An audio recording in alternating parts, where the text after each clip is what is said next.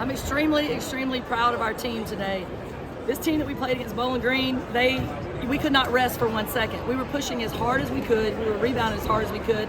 We were playing defense with all of our might, and they just kept answering all the time with points. And they're a great team. They're a great three-point shooting team. They're smart. Our team laid it on the line. We finally were able to get an advantage. I think Shalana Wagner really penetrated inside their zone and dumped it off a few times. Really smart plays, and it put some separation. But we told them at halftime, we're playing hard enough to win this game. We just got to make sure we're playing really smart. I'm really proud of everybody's contributions.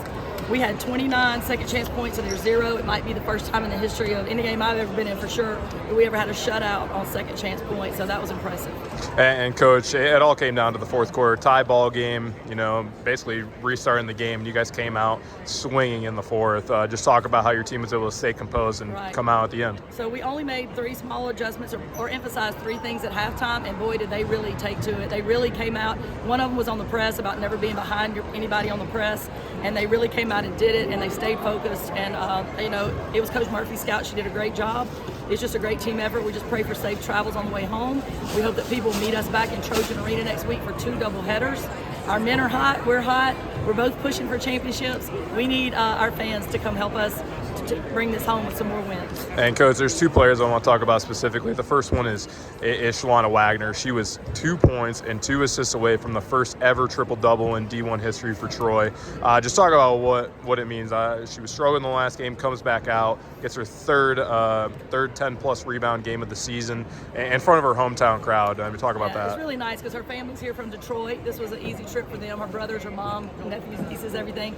And, her attitude just has been, what can we do to win? What can I do to help win? What can I do to help win? She sat down with me even before we went to practice yesterday. What else can I do to help win? And I actually told her she needed to take a few shots, even though she's been totally unselfish and giving the ball to other people. And she did take a few outside shots. She didn't make them, but it pulled the defense to her a little bit more, opened things up for other people, and she read that and got the ball to them perfectly. And the second player I want to talk about is Holland Sticks. Career high, 28 points today. Is just wildly efficient from the field. Talk about, she's over with Dan right now, but talk about her performance tonight. I'm just so thankful.